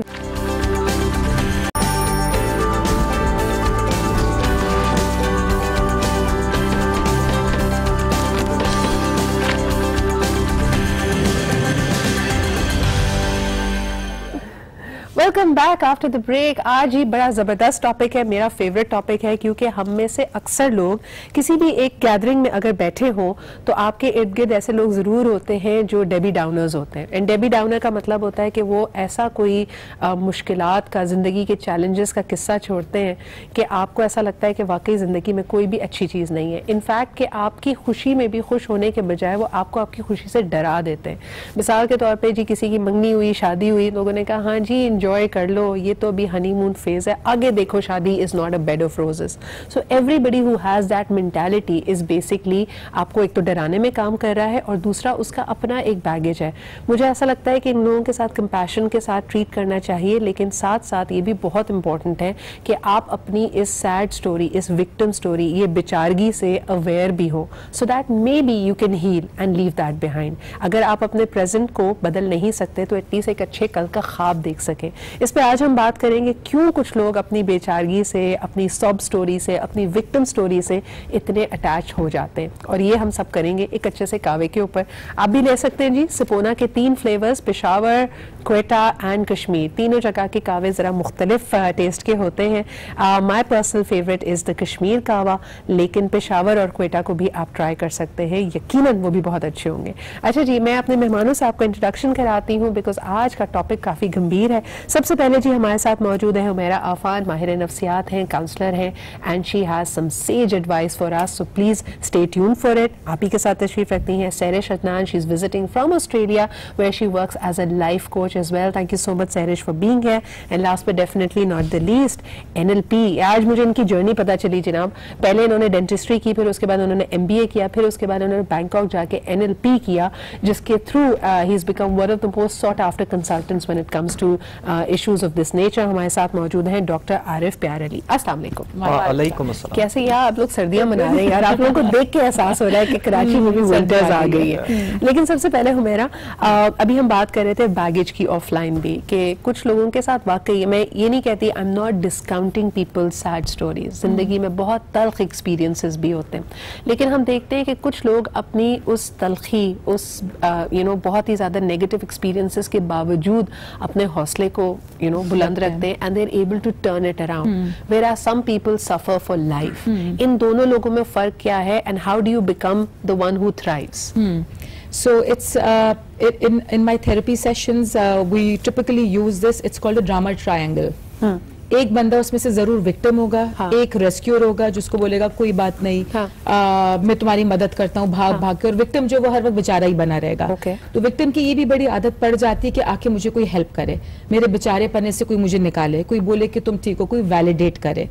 अच्छा, और हम ये करते हैं without even realising. Have you seen a lot of girls जिनको अगर आप स्पोर्ट्स नहीं करने देते, ट्रैवल नहीं करने देते, तैयार नहीं होने देते उनकी मर्जी से, तो जुमला क्या कहते हैं, अपने घर जाके करना। तो शी ऑटोमेटिकली स्टार्ट्स थिंकिंग कि जब मेरी शादी होगी ना, मैं भाग जाऊंगी यहाँ से, अब मैं वो सब करूंगी जो मैं करना चाहती हूँ। So we are subconsciously promoting that. It's very unconscious. Being a victim is acting out in a very unconscious way. इतना लोगों को वो हैबिट बन जाती है और आदत हो जाती है, they don't even realize किन किन हर वक्त ही वो विक्टिम स्टेट में ही होते हैं। कोई तो स्टेट होगा जब वो बोले मैं बेचारा नहीं हूँ। So it's a very unconscious play, and ये टिपिकल एक ड्रामा ट्रायंगल के अंदर बिल्कुल सही फिट होता है, जहाँ एक जैसे आपने बोला, माँ बाप ने बोला शादी के बात करो, तो माँ बाप परसिक्यूटर्स बन जाते हैं, वो जालिम बन जाते हैं। विक्टिम जो होता है जिसके ऊपर सारा जुल्म हो रहा होता है, फिर एक वो एक अदद माँ होगी या बहन होगी जो आके रेस्क्यू करके बोलेगी नहीं नहीं कोई बात नहीं, कोई बात नहीं, या माँ ही वो रोल कर रही होती है कि अच्छा उसको हर चीज से मना कर दिया, एक हाथ में इसकी बात सुन ली, so that's like It could be either or, but it's a very typical drama triangle, and drama इसीलिए बोलते हैं because you play it very unconsciously, and this triangle cannot be broken till the time आप उससे हट के बाहर निकल के कॉन्शियसली ये ना रियलाइज करें। और उसका एक और मॉडल होता है, one of the worst things to do, Sarish, is कि somebody who's creating that drama, जो अपनी सॉब स्टोरी में वो वेंट आउट कर रहा हो, even when you feel bad for them, आप एक दफा, दूसरी दफा, पांचवी दफा सुनने के बाद अगर उनको बोले ना यार ये तुम्हारी रोज की कहानी है, या you need to step out of the drama, ये न्यूज किसी को अच्छी नहीं लगती। So how do you break it to the person जो बार बार अपना रोना रो रहा है कि भाई बस कर दे, रुक जा, थक जा? एक्चुअली हमारी फितरत में ये एक कॉमन फैक्टर है कि हम लोग अपना ब्लेम किसी पे देना पसंद करते हैं, और उसकी वजह ये होती है कि शायद हमें लगता है कि हम खुद हल्के हो जाएंगे दूसरों को। इवेंचुअली होता ये है कि because taking the blame is taking responsibility ना। एग्जैक्टली। तो हमें अच्छा लगता है कि किसी और पे थोप दो। बिल्कुल, किसी और पे थोप के हम समझते हैं कि हाँ चलो हमारा थोड़ा बोझ हल्का हो गया, इसको हमने समझा दिया। इवेंचुअली हम समझा नहीं रहे होते, हम अगले का भी बोझ उतना ही भारी कर रहे होते हैं जितना हमारा अपना भारी होता है। और दूसरी इसमें रीजन ये भी आ जाती है कि हम जब देखते हैं कि स्लाइटली अगर कोई हमसे बेहतर है, तो हम अपनी बेचारगी का बोझ भी उसको देना चाहते हैं कि देखो अभी तो तुम बड़ा खुश हो, लेकिन आगे जाके ये हो सकता है। तो हम एक तरह से दे रहे होते हैं, दूसरे बंदे की भी लाइफ डिफिकल्ट करने की कोशिश कर रहे होते हैं, और हम समझ ये रहे होते हैं कि शायद हम I call it a pity party, कि ये जो मेरी पिटी पार्टी है जिसमें मैंने बड़े प्यार से समोसे वमोसे रख के तुम्हें बुलाया है कि मेरे साथ बैठो, फील बैड करो, so please come and participate in that. लेकिन आरिफ मुझे ये बताओ कि अभी जैसे हम बात कर रहे थे कि nobody likes being called out, right? तो एक जो मैं बड़ा कॉमन जुमला सुनती हूँ ना, इतना आसान थोड़ी है। यानी आपने किसी की पूरी सॉब स्टोरी सुन ली 1 दफा 2 दफा 6 दफा, और आप उसको कोई मशवरा दें, मिसाल के तौर पे आपको लगे कि somebody is in a bad relationship or is at a very toxic work environment, और आप उसको ये कहें तो छोड़ दो ना, तो just walk out of it, तो उसके बाद जुमला सुनने को मिलता है इतना आसान तो नहीं है। तो ये जो अपने लिए अपने ऊपर मुसल्लत की हुई मुश्किल है, उस वक्त क्या कहा जाए? How do you advise a person like that? Okay, so पहली बात तो ये कि जब ये इस तरह की कोई भी चीज होती है, जब अपने आप को वो विक्टिम करार देता है या देती है, irrelevant of the gender, they are finding a safe space, ठीक है ना? वहां पर they are comfortable, people like attention, humans like attention, so they get attention, ठीक है? The time you tell them के जी अब पैटर्न ब्रेक करें, वो पैटर्न ब्रेक करने में उनको मेहनत करनी है, सही, वहां पर रिस्पॉन्सिबिलिटी के साथ अकाउंटेबिलिटी लानी है। What I can do, मैं क्या कर सकती हूँ या कर सकता हूँ इस चीज को चेंज करने के लिए, सोल्यूशन ढूंढना है, डिसीजन मेकिंग करनी है, प्रॉब्लम को एंड तक पहुंचाना है, बड़ी मेहनत है। अब फॉर एग्जांपल जी, हम अक्सर बात करते हैं, और अब अच्छा जमाना, यानी 2020 is a great time to be alive, because अगर आप मोटे हैं तो कोई आपको मोटा कह नहीं सकता, क्योंकि वो बॉडी शेमिंग होगी, है ना? तो अब बॉडी शेमिंग, पहले तो वो इंसान कहता था यार I have been so, you know, मुझे मेरी स्ट्रगल बड़ी रियल है, मुझे सब लोग बोलते रहते थे, तुम्हें नहीं पता मैं कितना बुली हुई हूँ। तो अब इस तरह अगर कोई बेचारगी का रोना रो रहा है, आरिफ क्या कहोगे? Okay, so we change the frame, इसको हम रीफ्रेमिंग कहते हैं, एनएलपी के अंदर स्पेसिफिकली। अब उस रीफ्रेमिंग में ये होता है कि अगर आपने भी देखा होगा, it's not about being obese या आप मोटे हैं, हार्ट अटैक के रेट्स बढ़ जाते हैं अगर आप ओवरवेट है, ठीक है? So we are not body shaming, but indirectly we are telling them listen, आप अपना वेट कम करें वरना आपकी लाइफ स्पैन कम हो जाए। नहीं, लेकिन यूथ में तो ये लाइफ स्पैन का ख्याल ही नहीं आता ना। हुमैरा एक लड़की है जिसका हर रिश्ता, जो प्रोस्पेक्ट्स आते हैं समोसा पार्टी पे, वो रिजेक्ट करके चले जाते हैं because she is overweight and she is feeling, she is in that, you know, वो रोते रोते केक खा रही है और कह रही है कि देखो मुझे, मेरे साथ ही ऐसा क्यों होता है। आप उसको क्या एडवाइस देंगी? चेंज, जैसे आरिफ ने कहा था, रीफ्रेम इट ऑल्सो, बिकॉज इतना आप कंफर्टेबल हो जाते हैं उसी बेचारगी पने में कि मैं क्या कर सकती हूँ, मैं क्या कर सकती हूँ। उस पैटर्न को ब्रेक करना सचमुच वाकई बहुत डिफिकल्ट है। उसको एडमिट करना कि यस मैं ये काम कर रही हूँ, मैं विक्टिम स्टेट में आती हूँ, सबसे बड़ा डिनायल तो विक्टिम के पास यही पहले आ जाता है कि नहीं, यू नो, मेरे साथ तो हुआ ही ऐसा, I can't change it. So taking responsibility and ownership for the behaviour is step 1। And इससे बेस्ट पार्ट है कि जब आप स्टेप 1 लेके विक्टिम रोल से निकलते हो, आप एक अडल्ट मोड में आ जाते हो। Adult mode is where you take ownership of what you, the mistakes you made, of what you are doing wrong और राइट, और how you can objectively treat a certain किसी ने बड़ी अच्छी एक टिप सिखाई थी, जब आप इसको रीफ्रेम कर रहे हो अपनी किसी भी सॉब स्टोरी को, अपनी किसी भी ऐसे पावरलेस मोमेंट को, इसमें ऑब्वियसली आप पावरलेस फील कर रहे हैं ना कि मैं कुछ कर नहीं सकती, मुझे टारगेट किया जा रहा है मेरी रंग की वजह से, मेरी जिसामत की वजह से, मेरे कम पैसे की वजह से, या किसी भी सलाहियत के कम होने की वजह से। The first thing that you need to realise is कि आप बुरा उस वक्त फील करेंगे when you have done everything that you can do to change it, और उसमें चेंज नहीं आ रहा। लेकिन अगर आप बैठे हुए हैं और यू नो सिर्फ उसके लिए एक रिसीविंग मोड पर हैं, तो आपको बुरा फील होगा। When you are doing everything, अगर आप जिम भी जा रही हैं, अगर आप डाइट भी कंट्रोल कर रही हैं, तो एटलीस्ट आपके पास ये सेटिस्फैक्शन है कि यार everything that was in my power मैंने कर लिया। So that gives you a little space. There is a lot of self acceptance that's required in it also. If willingly आप नहीं चीज चेंज कर सक रहे, अगर आपका रंग काला ही है, अगर आपका वजन कम नहीं हो रहा, after trying all of that, तो rather than playing the victim card कि मैं बेचारी, one can be very positive. अच्छा, एक कॉलर की तरफ चलते हैं हमारा, उसके बाद कॉमन जो रोने हैं ना हमारे यहाँ के, अभी हमने बॉडी शेमिंग की बात कर ली, रंगत की बात कर ली, और जरा कॉमन रोनों की तरफ भी हम आएंगे। इसको मैं कॉमन रोना ही कहती हूँ क्योंकि हम सब की कहानी, हम सब इससे कहीं ना कहीं गुजरे। एक कॉलर हमारे साथ है। हेलो, अस्सलाम वालेकुम। वालेकुम अस्सलाम, सिद्रा, जरीन जुबैर बात कर रही हूँ। क्या हाल चाल है जरीन आपके? Happy New Year to you. Happy New Year. मैं जब से साल शुरू हुआ है तब से कोशिश कर रही हूँ, लेकिन कुछ बात नहीं बन रही कि आप लोगों को नया साल मुबारक। बहुत शुक्रिया, बहुत बहुत शुक्रिया कॉल करने का। क्या कहेंगे हमारे आज के टॉपिक के बारे में? आज के टॉपिक में ये कहूंगी कि जो बेचारा बेचारी की जो मतलब एक होती ना माइंडसेट हो जाता है, ये आती है नेगेटिविटी की वजह से। जब हम कर करके थक जाते हैं, फिर हमारे माशरे में हमारे इर्द गिर्द के लोग हमारे साथ उस चीज को बढ़ावा दे रहे होते हैं, चाहे वो बच्चा हो, बूढ़ा हो, जवान हो, तो फिर वो फिर अपने आप को बेचारा और बेचारी समझने ही लग जाता है। सही सही। अच्छा, और ये अभी हम बात कर रहे थे कॉमन जो बेचारी स्टोरीज होती है ना, एक तो लोग अपने वजन पे बहुत अपने आप को बेचारा महसूस करते हैं, कोई रंगत पे अगर बहुत फील कर रहा हो कि भाई मुझे तो हर कोई टोक देता है क्योंकि मेरा रंग थोड़ा कम है, सांवला है या फीका है, आप उनको क्या मशवरा देंगी? मैं तो यही मशवरा दूंगी कि मैंने जो मतलब अपने एक्सपीरियंसेस में देखा ना, जब मैं भी शादी से पहले जॉब करती थी तो हमारे साथ जो थी जिनके वेट ज्यादा थे, या शादी से उनकी शादियां नहीं हुई थी, वो इस तरीके से पॉजिटिव होती थी, मैं काम तो कर रही हूँ ना, मैं ये तो करके दे रही हूँ। जब मीटिंग्स भी होती थी तो टीचर्स मीटिंग में उन टीचर्स की परफॉर्मेंस ज्यादा बेहतर होती थी, सही, बजाय इसकी कि जो बहुत गुड लुकिंग और स्मार्ट और वेल ड्रेस्ड होती थी।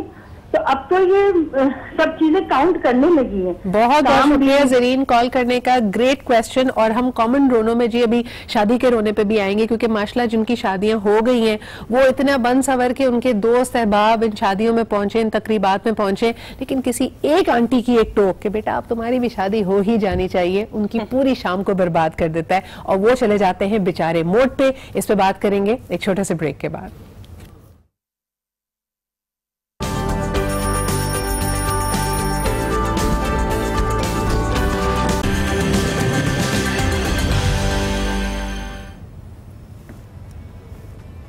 Welcome back. आप देख रहे हैं आज पाकिस्तान, और बात हम ये कर रहे थे कि बड़े यूनिक किस्म के रोने नहीं होते, बहुत सारे कॉमन रोने होते हैं। यानी जो शख्स बेचारगी का रोना रो रहा है, मैं बेचारा मैं बेचारी, मेरे साथ ही आखिर ऐसा क्यों होता है, उनकी कुछ कॉमन स्टोरी थीम लाइंस पे बात की जा रही थी। एक तो तबीयत का बहाना, खवातीन अक्सर आप देखेंगे उनको फ्लू हो, नज़ला हो, 102 टेम्परेचर हो, जो उनसे एक्सपेक्टेशंस है कि खाना बनाना है, बच्चों का ध्यान रखना है, वो सब हो रहा होता है। The household does not come to a standstill. On the other hand अगर इस रात को फ्लू होता है तो उसका बकायदा नाम है जी मैन फ्लू। ये कोई छोटा मोटा नजला जुकाम नहीं है, ये मैन फ्लू है, ये महान फ्लू है जिसकी वजह से इंसान कुछ नहीं कर सकता। और आरिफ मुझे देख रहे हैं बड़े गौर से, आपको नहीं होता मैन फ्लू? ये एक सेक्सिस्ट किस्म का फ्लू है। लेकिन जी हम दूसरे जो रोनों की बात कर रहे थे, शादी, I don't know why this has become a pain point, just not in our culture but everywhere. मैं एक इंटरनेशनल वीडियो भी इस बारे में देख रही थी मेरा, और कहा गया ये फेस्टिव सीजन आता है, families getting together on Christmas and New Years, even the गोराज are scared of this question कि एक और साल गुजर गया तुम अभी तक सिंगल क्यों हो। ये वाला जो रोना होता है, ये वाली जो बेचारगी फीलिंग होती है, उसके लिए क्या करना चाहिए? सिद्रा, आई थिंक एक स्पेसिफिक किस्म का बंदा देखकर बेचारगी, शादी वाले के लिए आप शादी का ही कार्ड प्ले करोगे, नौकरी वाले के लिए नौकरी का कार्ड प्ले करोगे, एंड हर एक बंदे को देखकर उसकी सेटिंग और फिटिंग के मुताबिक कर सकते हैं। बट इसी बात के ऊपर आई थिंक बाउंड्री बनाना बड़ा जरूरी है, जो जिसके ऊपर विक्टिम कार्ड प्ले हो भी रहा है, अगर लेकिन फिर वो विक्टिम रहेगा नहीं। अगर विक्टिम ने बाउंड्री बना दी और बोल दिया कि नहीं मुझसे ये बात ना करो, कि तुम्हारी शादी क्यों नहीं हो रही है, तुम्हारी ये क्यों नहीं हो रही है, पैदा किए बगैर इस पे बात सहरिश कैसे हो सकती है? लाइक पीपल से कि भाई बड़े हैं लिहाज में, खाला ने कहा है, फुप्पो ने कहा है, मैं कुछ नहीं कह सकती, बट देन दैट सब story is going in your head. कैसे तोड़े इस पैटर्न को? एक्चुअली सिद्रा, प्रॉब्लम ये कि we need to know how to solve the problem. हमें सिर्फ कंप्लेंट्स करनी आती हैं, या हमें सिखाया गया है नैगिंग, कंप्लेनिंग, जो और भी हमारा जो है माहौल ख़राब करता है। हमें सॉल्यूशंस ढूंढने, जैसे आरिफ ने भी बोला था कि हमें सॉल्यूशंस ढूंढने, अगर हम बाहर में कहीं पे इस तरह की बातें करते हैं तो they have the solutions, list of solutions कि हम क्या क्या कर सकते हैं इस चीज़ को, अगर ये कोई इशू है तो हम इसको क्या। लेकिन हमारे ये है कि हम उसको आपस में डिस्कस करके हमारे जो पीटी इशूज़ हैं एक दूसरे को कंफर्ट देने की कोशिश करते हैं। So if a person comes to you, जैसे आप लाइफ कोचिंग करते हो, जिनका अक्सर किसी ना किसी बात पे they feeling like a victim, they feel जिंदगी का हर हैंड उनके साथ गलत है, all the odds are against them, आप उनको पहला एडवाइस क्या करती हो? How do you get them out of that victim mode? What is your suggestion to them? देखिए सीधा, सबसे पहले तो उनको सुनना बहुत जरूरी है। लेट इट, उनको अपना जो अंदर जो भी गुबार है उनको निकालना चाहिए। हम सुनते हैं, बड़ी अच्छी तरह सुनते हैं। जब सब कुछ हो जाता है तो we need to make them understand कि there is a positive side also, मस्बत पहलू भी है इस चीज़ का। अपने आप को चेंज करने की भी बहुत ज़रूरत है, सोचने की बहुत ज़रूरत है। और हम जैसे मैं अपनी अगर बात करूँ, जब मैं ट्रेनिंग देती हूँ तो मैं इंडिविजुअल ट्रेनिंग्स में ये बात ज़रूर करती हूँ कि यू आर सो पावरफुल। जो माइंड है, माइंड साइंसेस आपको पता है कितनी आजकल हम इस बारे में बात करते हैं तो उनको उस चीज़ को रियलाइज करना चाहिए कि you have that power to change things around you, you can you know create your own atmosphere, और ये सेल्फ पिटी से निकल के अपनी इंडिविजुअल पावर्स को डिस्कवर करना सीखें। अच्छा आरिफ, इसके अंदर अभी तो हम बात कर रहे थे ऑफ कॉमन कंप्लेंट्स ना, जिसमें एक कंप्लेंट थी शादी नहीं हुई, वजन ज्यादा है, रंगत कम है, पैसे नहीं है, जॉब नहीं है, but they are people who are unhappy with a particular set of a situation or a circumstance. For example, जिनकी शादी हो गई है, उनको जब अगर अपना बीवी या अपने खावंद पसंद ना हो, ये भी एक बेचारा मोड होता है जिसपे आप बार बार कहते रहते हैं भाई सोचा था क्या, बड़े अच्छे ख्वाब, टीजर अच्छा था फिल्म का, फिल्म बहुत बुरी है। उनको आप क्या कहते हैं? Okay, so I have two tools हमारी ऑडियंसेस इस्तेमाल कर सकती है, ठीक है। एक है कंट्रोल, इन्फ्लुएंस, कंसर्न। सबने सुना है आपके कंट्रोल में क्या है, आप क्या कर सकते हो, आप किन चीजों को इन्फ्लुएंस कर सकते हो, और कौन सी ऐसी चीज है जो आपके बिल्कुल भी मतलब कंट्रोल में है नहीं, वो फिक्र है तो आप उस पर क्यों टेंशन ले रहे हो। आप stop over thinking, that's one tool, और मैं इसको इस वाले एग्जाम्पल में प्लेस इन करूंगा। Second tool is gratitude list. आप जिंदगी में किन चीज के लिए खुश हैं, जरा एक लिस्ट तो बनाए, एंड देन कंपेयर कि आप जिन चीजों से नाराज हैं, और आपको मैं एग्जाम्पल देता हूं आपके खाविंद और ये जो है बीवी वाला मसला।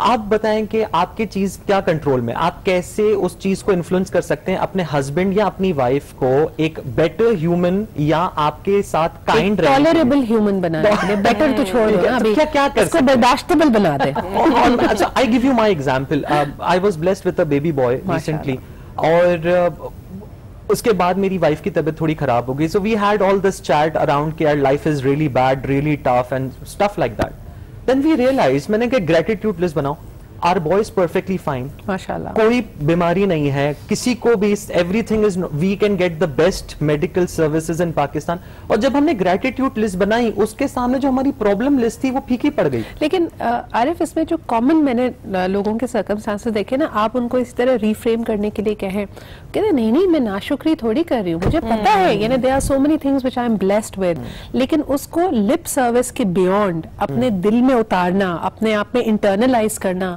मेरा ये मुश्किल है ना लोगों के लिए। लोग ओनरशिप नहीं लेते हैं। ओके, ओनरशिप नहीं लेते। जैसे ने पावर की बात की थी कि you need, you are so powerful कि यू कैन डू इट।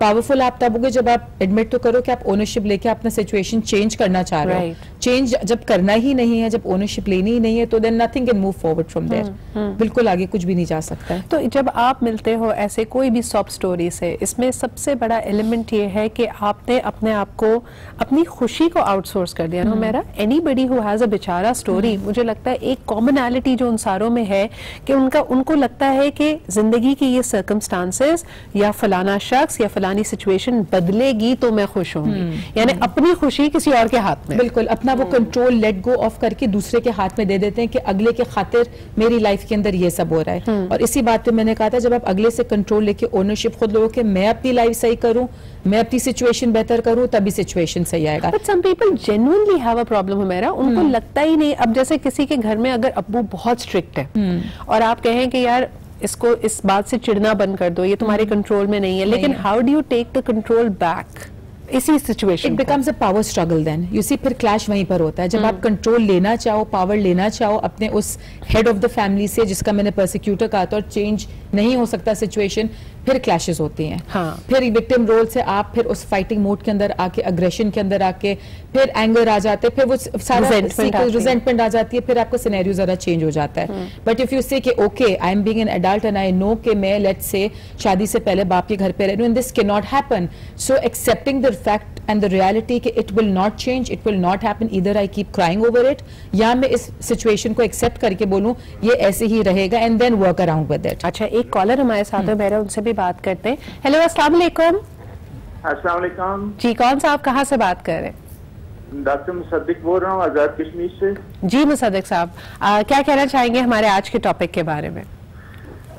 बेचारगी के बारे में मैं ये कहना चाहूंगा कि ये सूरत हाल हर किसी को पेश आती है। हम रोजमर्रा किसी भी मामले में हम विक्टिम हो जाते हैं, लेकिन हमें ये देखना चाहिए, इसको जरा ब्रॉडर सेंस में देखना चाहिए, क्योंकि जब हम बहुत ज्यादा पॉजिटिव हो जाते हैं तो फिर हम कहते हैं कि यार हमारी कोई भी मदद करने वाला नहीं है। बिल्कुल सही कह रहे हैं। अच्छा, आपने कभी ये नोटिस किया मुसद्दिक साहब कि बड़ी अच्छी फैमिली से अगर बच्चियां हैं, बच्चे हैं, वो लाइफ की किसी ऐसे चुंगल में फंस जाते हैं जहां पे यानी हमारी जब बाद में उनकी दास्तान सुनते हैं या उनकी स्टोरी पता चलती है तो लोग कहते हैं how could this person not see कि ये अपने आप को इस चुंगल में डाल रहा है या इस प्रॉब्लम में डाल रहा है। आपके ख्याल में क्या गलती होती है? उसकी गलती ये होती है कि हम बहुत ज्यादा इंडिविजुअली ले लेते हैं, हम कंपैरिजन नहीं करते, क्योंकि किसी ना किसी स्टेज पे हम हर कोई इस सूरत-ए-हाल से गुजर चुका होता है। सही। तो इसके लिए हमें ये जरूरी है कि हम थोड़ा सा ब्रॉडर सेंस में देखें और एकदम रिएक्ट ना करें। आपके जो करीबी दोस्त हैं, रिश्तेदार हैं, आप उनसे हेल्प ले सकते हैं।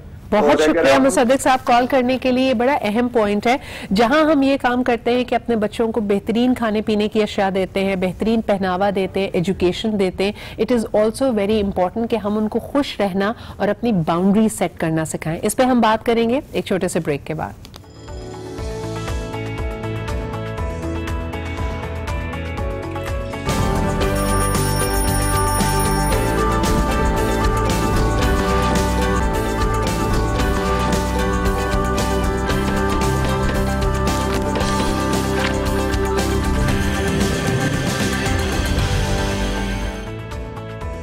क्या बुराई है भाई इसमें? And welcome back. मैं अपने न्यू ईयर रेजोल्यूशंस बता रही थी इनको, what have I decided to be now, that I will share with you later. लेकिन अभी हम बात कर रहे थे कि जहां हम अपने बच्चों को बेहतरीन एजुकेशन देते हैं, खाने पीने का सिक्योरिटी ब्लैंकेट देते हैं, उनके लिए इतनी मेहनत करते हैं कि जी उनके लिए घर बना जाए, what we don't teach them is how to be happy. आपने एक एग्जाम्पल उनके सामने रख दी कि देखो बेटा, ये घर जो हमने बनाया है ये अम्मी अब्बू की पूरी जिंदगी की मेहनत थी। और उस पर यंगस्टर्स पलट के कहते हैं यानी 40 साल के बाद एक 500 गज का घर बनाना ये अचीवमेंट होगी मेरी लाइफ की। What you really need to teach them is कि सर्कमस्टांसेस जैसे भी हों वो खुश कैसे रहें, अपनी बाउंड्रीज कैसे सेट करें। Sanish, what is your response to that? मैं अभी थोड़ी देर पहले बात कर रही थी कि इतनी अच्छी families, well to do families, बच्चे को बड़ा कॉन्फिडेंट बनाया, बेहतरीन चीजें दी, they end up in bad situations, in toxic relationships. और आप कहते हैं यार इनको पता कैसे नहीं चला, ये तो इतना कॉन्फिडेंट है, माँ बाप इतना पीछे बैकिंग में थे, अपने आप को डाला कैसे इस सिचुएशन में? क्योंकि पेरेंट्स ने एक्सटर्नली सब कुछ तो दे दिया, लेकिन इंटरनली जैसे हम कहते हैं कि बच्चा एक स्लेट होता है, हम उस पर जो कुछ भी लिख देंगे बच्चा उसको फॉलो करता है या वैसा बन जाता है। लेकिन अब मैं समझती हूँ कि आजकल के parents they are more aware of बच्चों की साइकोलॉजिकल हेल्थ के बारे में, कि हम इनको मटेरियलिस्टिक हैप्पीनेस देने की बजाय हम इनको स्ट्रांग बनना कैसे सिखाएं, इनको कॉन्फिडेंट बनना कैसे सिखाएं, कंटेनमेंट उनको सिखाते हैं। ये सारी चीजें जो हैं बच्चे को, आई am not sure if you doing a great job at that. Arif, हम अक्सर देखते हैं कि एक बच्चा अगर नया नया बेचारा किंडरगार्टन में गया है, किसी ने उसको कुछ बुरा भला कहा, किसी ने मारा या किसी बात पे चिढ़ाया, तो अक्सर मैंने माओ को ये सीख देते हुए देखा, बेटा किसी ने एक मारा तुम 2 मारो। ये how is that a solution? Okay, so that's not a solution, that's मतलब एंटाइटलमेंट। कि आप you are a king, you are a princess, and so that's the wrong way of parenting all together. That's first. Secondly, इस entitlement में होता यह है कि लोगों को लगता है कि I am the chosen one, मैं हूं जो हूं। जब वो रियल लाइफ में आते हैं and we have a lot of filters, a lot of fake lives living around, ठीक है, वो जब फिल्टर्स हटते हैं और हमें अंदाजा होता है कि लाइफ ऐसी है नहीं। इसलिए ज्यादातर आजकल के मिलेनियल्स या Gen Zs are suffering from depression, क्योंकि their Insta life and their real life has a lot, gap बहुत बड़ा है, बहुत बड़ा है। Exactly. So अब आपको हर there are a lot of speakers, there is one Simon भाई इंस्टा पे भी, और बाकी आप कहेंगे अच्छा may be very flashy lifestyle, even when I look at TikTok Humaira, I mean everybody wants an escape. हर एक में से एक आर्टिस्ट है, हर कोई एक डिल्यूजन की दुनिया बना रहा है जिसमें थोड़ी देर के लिए वो विक्टिम नहीं है। And I think that's what keeps them going. तो आप फ्यूल बन जाता है, फ्यूल बन जाता है। थोड़ी देर अगर अपना विक्टिम स्टेट छोड़ के और आप अपनी उस किसी और फैंटेसी वर्ल्ड में जा रहे हैं just to get that relief, जिसमें आप एक बेशक बहुत काले और बहुत खूबसूरत गोरे भी बन रहे हैं और उसमें आप एक्टर भी बन रहे हैं, that's the fuel, that's what keeps them going. Those are those happy moments which you were talking about, but जो elders and other people can not relate to it. इस पे भी बात करते हैं। एक कॉलर हमारे साथ है। हेलो, अस्सलाम वालेकुम। वालेकुम अस्सलाम, क्या हाल है? खैर है? अल्हम्दुलिल्लाह जी, बिल्कुल ठीक ठाक। क्या कहेंगे हमारे टॉपिक के बारे में? आपको और आपके सब मेहमानों को नया साल मुबारक हो। बहुत शुक्रिया, आपको भी बहुत बहुत मुबारक। बस मेरे पास ये कीवर्ड हैं जी जो अल्लाह की तरफ से मेरे जहन में डाले गए हैं जी। हेलो, वो ये है कि अल्लाह के अहकाम जी। और हुज़ूर पाक सल्लल्लाहु अलैहि वसल्लम के तरीके पे अगर अमल किया जाए तो ये सारे मसाइल हल हो जाएंगे। बहुत बहुत शुक्रिया। I think that is definitely the reminder we all needed. बहुत शुक्रिया कॉल करने का। इनकी बात से सहरिश मेरे जहन में एक और ख्याल आया कि हमारे यहाँ विक्टिमहुड का भी एक मोल्ड है, एक खाका है। लाइक मिसाल के तौर पे जिंदगी में अगर किसी के साथ बहुत बुरा हो तो रादर देन कि अगर वो अपने आप को बड़े खुश उसलूबी से चला रहा है, उसको प्रेज करने के, उसको अप्रिशिएट करने के, हम उस पर भी तोहमत लगाते हैं। मिसाल के तौर पे मैं कल परसों एक स्टोरी सुन रही थी कि एक खातून बहुत कम उम्री में वो बेवा हो गई और फिर उसके बाद उन्होंने स्ट्रगल किया। तो one of the things she shared was कि जब मैं रो नहीं रही होती थी और उठ के अपना काम शाम कर रही होती थी, अपने बच्चों को लुक आफ्टर कर रही होती थी, तो लोग उस पर भी ताना देते थे कि भाई इसको तो कोई गम ही नहीं है, शी इज एब्सोल्युटली फाइन। ऐसी सिचुएशन में क्या करना चाहिए व्हेन पीपल इंसिस्ट कि आप अपने आप को बेचारा समझें? अगेन फिर जो हमारे साथ साइकोलॉजिस्ट बैठी हैं, इनकी बात बड़ी इंपॉर्टेंट है कि हमें रियलाइज करना चाहिए अपनी पावर्स को, अपनी जो सराउंडिंग है उसकी अफेक्टिविटी को। लोग तो कहेंगे, लोगों का तो काम है कहना, ये बात हमें शायद बचपन से सिखा दी जाती है कि लोग तो कहेंगे, लोगों का काम है कहना। लेकिन हम जिस तरह जो हमारा कल्चर है, कल्चर में रहते हुए भी हम लोगों को बड़ा मुश्किल है इस तरह सर्वाइव करना कि हम अपने हालात के साथ खुश रहने का दिखावा भी करें। यानी गलती से अगर एक इंसान मजबूत है और उसमें कॉन्फिडेंस है, हम उसको भी तोड़ने में लगे होते हैं। आप ये वाली जो आपने बात की ना कि लोग इंसिस्ट अगर करें, I just need to share one example. एक कश्ती है, शिप पानी में जाती है, सही, सेल करती है, डूबती नहीं है। डूबती कब है? जब पानी अंदर आता है। And that's the way of our lives. हमारा काम है मुश्किलात में जगल करते हुए अपनी शिप को एक जगह से किनारे तक पहुंचाना। हमें जिंदगी में मसला तब आता है जब हम लोगों की बातों को, एनवायरनमेंट के इश्यूज को अपने अंदर डालते हैं। लेकिन देखिए लाइफ में या मोमेंट्स में आप कमजोरी पड़ भी तो जाते हैं। देखो मेरा, if somebody is just lost a partner या किसी की शादी खत्म हुई है तो लोग जो सुनाना शुरू करते हैं या महसूस कराते हैं कि आप विक्टिम हैं, आप how do you stay strong in that moment? किसी जो इस चीज के थ्रू जा रहा हो, उसकी strength is also derived from their inner self conflict, जिसके थ्रू वो यूजुअली जा रहे होते हैं कि शुड आई बी क्राइंग, लोग कह रहे हैं रोना चाहिए, नहीं रोना चाहिए, I have lost a partner. Having your own self judgement is very important in this case कि ठीक है, if people are expecting me to cry over the death of a spouse or any loss that's occurred, तो मैंने लोगों की बात सुन के उसके ऊपर करना है या do I actually feel कि something really bad has happened to me और मैंने अपनी सुननी है? In other words, आपका self image हर situation में बहुत important है। Yes, and your self esteem। and जैसे अभी हम बात कर रहे थे, आपने कहा कि जो पेरेंट्स बच्चों को सिखाते हैं, एक मारे तो दूसरा भी लगा दो। इमोशनल इंटेलिजेंस जो हम सिखा रहे होते हैं यूजुअली बच्चों को, वो थोड़ी नेगेटिव किस्म की आई थिंक जा रही होती है। क्यों ना कि अपने सेल्फ स्टीम के लिए खड़े हो, अपनी प्राइड के लिए करो, rather than becoming that sympathetic और empathetic human being which you could, rather than having boundaries. बल्कि आप अडल्ट बनो and less of a victim. भाग के रेस्क्यू ना करो अपने बच्चे को। ये सब चीजें हम फेक करना सिखाते हैं। यानी बच्चे को अगर किसी बात से तकलीफ हुई है तो हम उसको कहते हैं इस पे तो तुम्हें बुरा फील नहीं करना चाहिए। That is when you know in other words आप उसकी सेल्फ की डायकोटमी बना रहे हो, उसके पीसेस कर रहे हो, उसको कह रहे हो yes. So and that's where the split comes in. You see one part where you want to be the victim and you want कि लोग आपको पूछें, आपको वैलिडेट, आपको बेचारा करें, आपको होपलेस हेल्पलेस समझें। That gives some एक फ्लेवर ऑफ कहते हैं एक मजा, उसका भी एक अलग अपना होता है। आपका वो मजा ही किल हो जाएगा, आपका बाजी किल हो जाएगा if you stop being the victim and you take the hard road of being an adult and you don't have people rescuing you, तो आप उसको भी बोलेंगे देखो कितना बुरा बंदा है, इसने बुरे वक्त में मेरे साथ खड़ा नहीं हुआ। तो these strokes are very give and take. And also जिस तरह आपने बात की, जहां हम स्प्लिट की बात कर रहे हैं, इसी स्प्लिट की वजह से बच्चे के अंदर एक वुंडेड चाइल्ड, यानी हर एडल्ट के अंदर हम कहते हैं ना कि आपके बचपन में कोई ऐसे वुंड्स थे, कोई ऐसी बातें थी, एक्सपीरियंसेस से जिसकी वजह से आपकी ये पर्सनैलिटी बनी है। अगर अगर उसको उसी वक्त समझ लिया जाता, एड्रेस किया जाता, हील किया जाता, तो शायद आप उन वुंड्स को कैरी नहीं करते, आपको फेक करने की जरूरत नहीं पड़ती। But thank you so much Humaira, Sairish and Arif for being here and for tackling this very important issue. लेकिन जी जाते जाते आपको बताते जाएं कि whenever you are self reflecting, मुझे अच्छा लगता है कि यू जर्नल योर थॉट्स। कई दफ़ा आपके जहन से ये बहुत सारे ख्यालात गुजर रहे होते हैं और इतनी तेज़ी से गुजरते हैं कि आप उनको प्रोसेस नहीं कर पाते।